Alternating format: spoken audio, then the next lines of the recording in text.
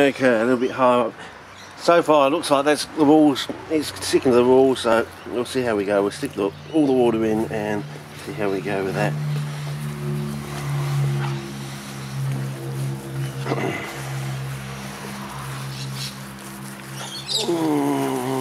Yeah, just about there, fellas.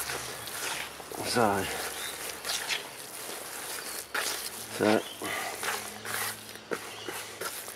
okay, so that's that sort of fixotropic quality which I'm trying to make use of, you know. Now let's add in this and see what it looks like. So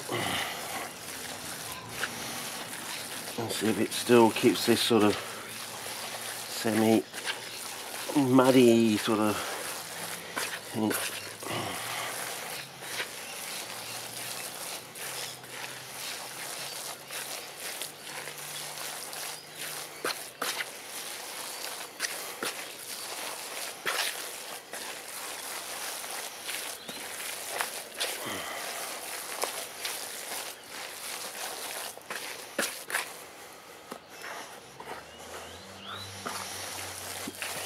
Yep, seems alright, fellas.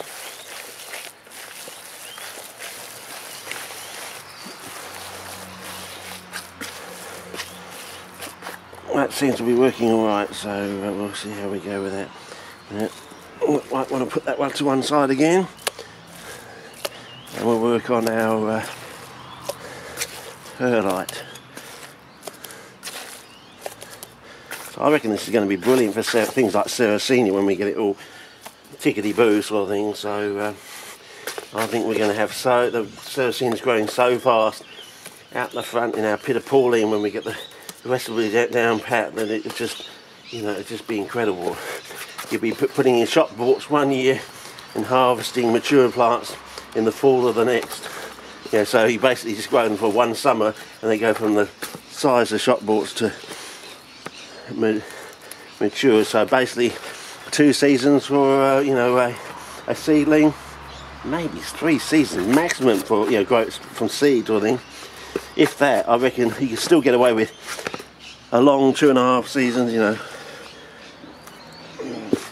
Anyway, we'll see how we go with that. There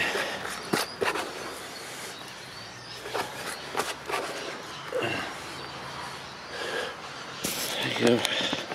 For comparison, yeah, so there we go, fellas, and go to spot colour, I suppose. Oh, I was on spot colour, bugger. Oh jeez, I've been on spot colour for 2 clips, bugger. Okay, well there we go there. As I said, we're trying to go back to normal general focus. We're trying to make use of what we saw in there.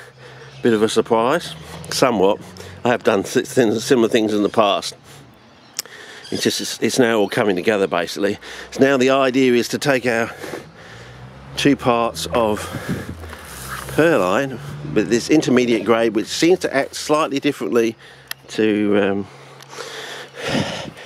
the fine stuff. So it's almost acts independently of that material there, sort of thing, to a degree, sort of thing, so to speak. So you add a different amount of this to what you think you would from your basic calculations. So yeah, you may want to go down a little bit, down again, just so we, since the other one was out of focus probably because it was on spot colour when, anyway, we'll see how we go. Yeah, I just had to put it in different containers because you get an odd sort of number of these containers in the shop. So the idea is to add a part of sand. Normally we would add 50-50 of the sand to this, but we're going to do the same thing again. 1 part sand, 1 part of our potato flour, or I think in this case I'm going to have to use cornstarch because I think I've run out of my supply of potato flour. There was no more in the shops this morning, so I could check the shed for some. I may have 1 packet or half a packet in the shed, I don't know.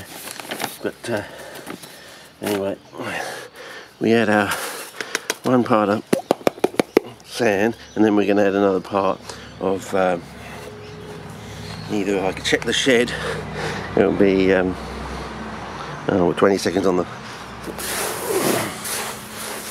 and then we had probably again 1 part of water to our 2 parts of sand plus flour, potato flour or cornstarch flour. Okay, probably going to run out now.